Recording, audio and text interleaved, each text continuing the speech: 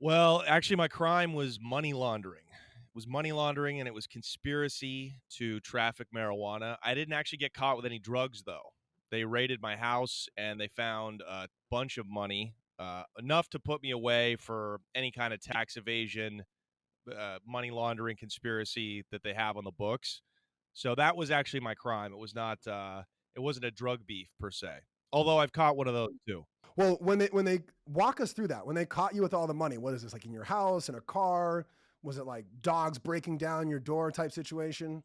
No, no, I got the nice white boy treatment when they raided, my house. I got the nice Portland, Oregon, white boy special. They knocked. They had a search warrant, and of course, I let them in, right? Because I'm not gonna run. I'm not gonna shoot it out, right?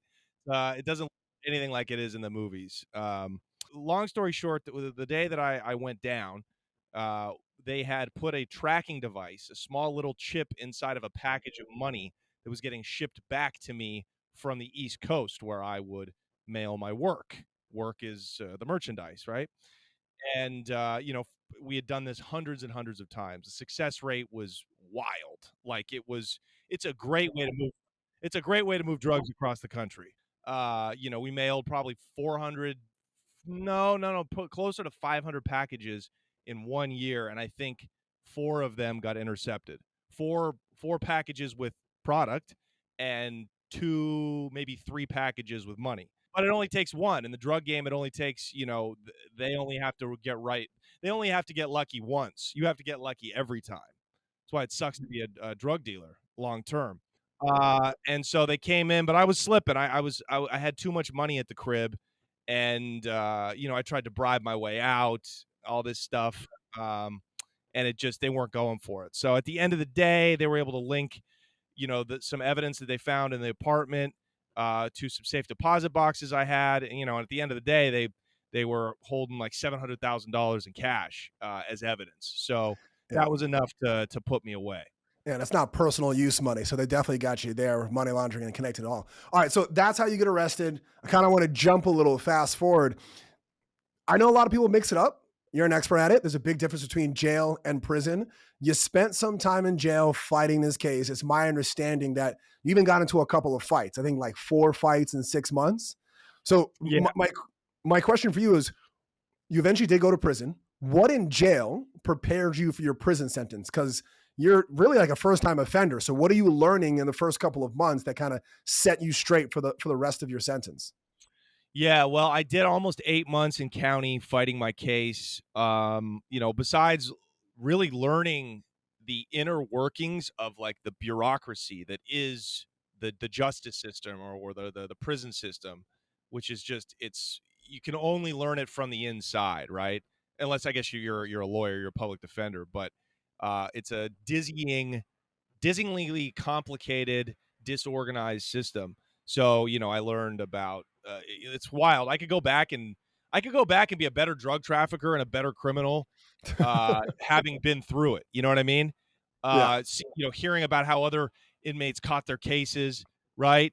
Learning what not to do. I mean, the stories are endless. They're wild. But in terms of personally, what jail taught me before going to prison was that you immediately have to stick up for yourself. So there's a rule in any major county jail.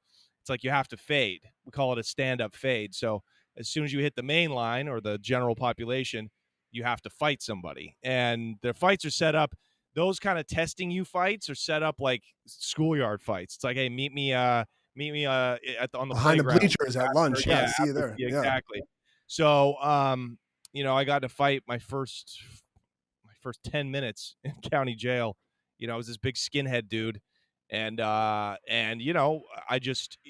learned that it doesn't really matter. It doesn't really matter who wins that fight.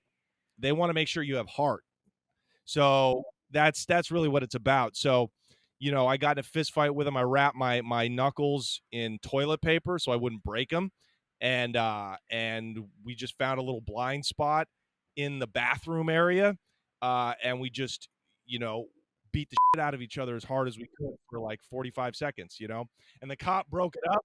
The CO broke it up, and he just made us go back to our cells. He knew what it was about. He was like, "Oh, these guys just hit the county jail. We're gonna let them. This is what they do, Yeah. right? Now, He didn't even now, real send us to court. quick, you're not a small guy, right? Because I've seen a couple of your YouTubes, see a couple of your podcasts, your comedy, great. You're not a small guy by any stretch of the imagination. Tell us how big you are.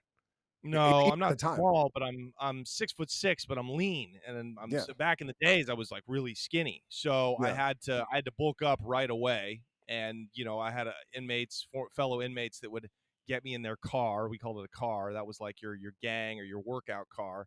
But no, I wasn't like a victim. I was never. I had good paperwork. I had good paperwork means they knew what I was in there for, some pretty high level drug trafficking, and that I think that crime kind of gave me some respect right away. And yeah, I am a big guy, so if you're gonna come after me, it's gonna get messy. You know what I mean? And usually the people that get extorted and Mhm. we'll bleep that out. They're usually like it's very obvious who the victims are right away Yeah. going in there. You And would you're see not one little of guys. them, you're saying. They're not going to No, identify you as one of them. no, no. I was worried about getting stabbed though, for sure. Yeah. When I got to prison, because that now you're talking about, gang segregation and, me being forced to go gang bang and go put in work, which would probably involve killing somebody. And it's like, I'm not going to risk my life. I'm not going to catch a life sentence for, these neo-Nazi guys. I would rather have you attack me, and if I kill you in self-defense, at least I can get out of there. you know at least I can get out of there. Like, I just don't want to die in prison, right? But with county jail, back to your question, yeah, it basically like it basically turned me into an animal, to be honest with you. Mhm. Well, Yeah. real quick, because thank you for that. That spurs so many questions. So, two quick questions, right? First, you're talking about people pulling you into groups. You're fighting a skinhead. So I'm assuming you mean like a white guy, big, tall white guy. You're obviously Mhm. a white guy. Not to bring race into it or whatever, but I'm guessing 6'6" white boy walks into jail. The brother's got to be asking you if you ball. I got to assume that. Yeah, yeah, of Does that course, change of anything for you? course. So does the ability for you They to were ball right. and be tall They were right. I pulling do you ball. in? Yeah. I do ball. I did ball.